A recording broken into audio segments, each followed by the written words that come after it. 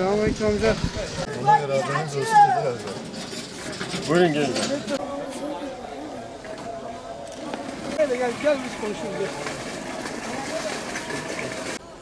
Salatalık 20 lira, salatalık 20 lira, salatalık 20 lira. Salatalıktır, limondur, kabaktır.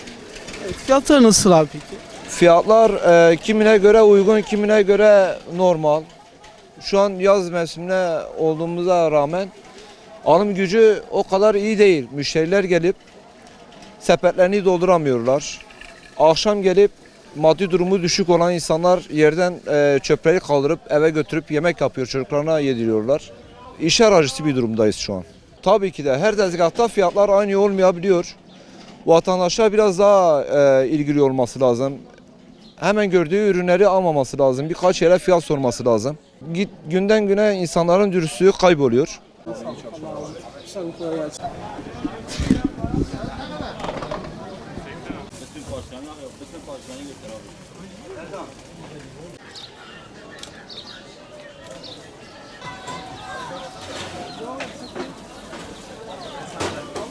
Valla abi biber var, bahrican var, salatalık var, yeşil var.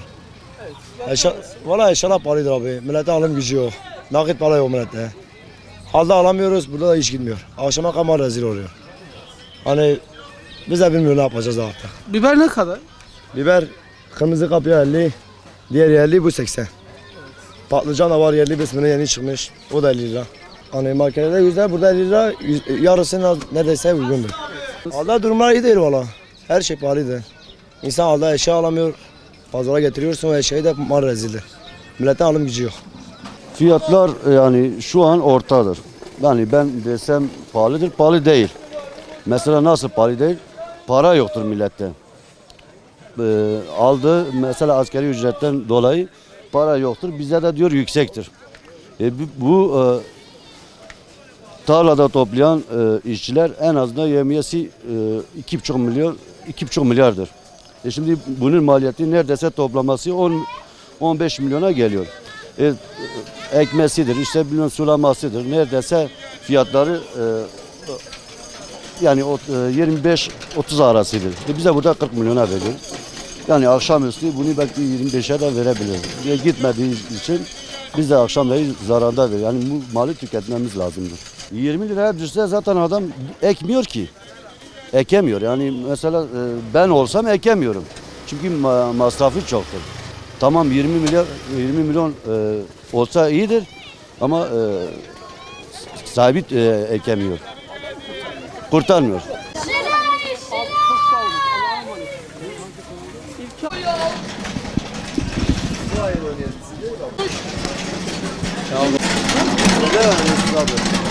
Valla vatandaş mesela şu an pahalıdır. Gelen diyor pahalı. Halin içinde fiyatlar böyle olduğu için biz de mecbur bu fiyata veriyoruz. Düşüşte şu an düşer. Çünkü bu yerliler çıkmaya başladığı için düşmeye başlıyor.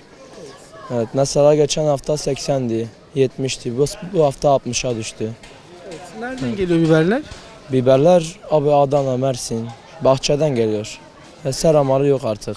Fiyatlar biraz pahalandı bu aralar. Bir 10 lira falan üstüne geldi. Bu durum tabii insanlarımız biraz sıkıntıdır. Niye pahalandı falan diyoruz. Biz de diyoruz hale gidiyoruz. Bir baktık fiyatlar uçmuş. Bize mecbur getiriyoruz, satıyoruz burada. Ya şimdi mazottan da dolayı öyle oluyor. Şimdi nakliye parası var, işçi parası var. Bir sürü paralar hep bu domatesin üstüne geliyor. Fiyatlar uçuyor. Düşer. Yerli domatesimiz çıksa düşer elbet. Nakliye parası olmadığı için direkt buradan gelir. Direkt düşer, 10 liraya falan düşer domatesler.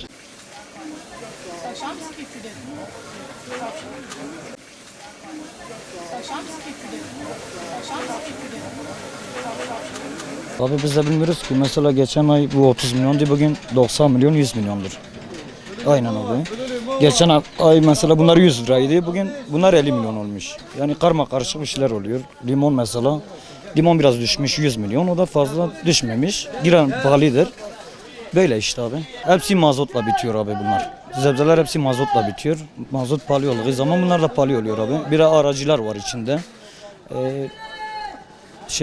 Bahçede 10 milyonken buraya gelene kadar 30 milyon oluyor. Mazot bindiği zaman 40 milyon oluyor. Pazarda da mecbur 50-60'a gitmesi lazım. O yüzden böyle pahalıdır abi. Şu an meyve biraz düşmüş de yani gene yüksektir, milletin alım gücü yoktur. En düşük fiyatlar şu an 50-60 milyondan aşağı bir şey yoktur. O da ben nasıl anlatayım? Hepsi kötü eşyalar geliyor. En kalite mallar batı tarafına, kötü tarafları da hepsi bizim doğu tarafına geliyor. Yani demiyorum Diyarbakır'da geliyor. Bütün doğu tarafına kötü iskarta mallar diyoruz onlara. İyi mallar da batı tarafına gidiyor. Buraya geldiği zaman da hani nasıl anlatayım sana? 1 kilo eligi halde biz alıp 40 milyon, 45 milyon, burada 50 milyona, 10 milyon, 15 milyon, 5 milyon. Bir sürü olmuş 10-15 milyon para. Yani ben nasıl anlatayım sana? Vatandaş Alım gücü nasıl diyeyim? Sabahleyin gelen kişi biraz durumu iyi olan normal bir ekonomik bir durumu var. Alıp çekip gidiyor. Akşam üzeri gelenler de durumu olmayanlardır. O da pazarlık eder, o gezer ne de hesabına geldiyse alır. O alma gücü de biraz çok zor. Allah yardım etsin.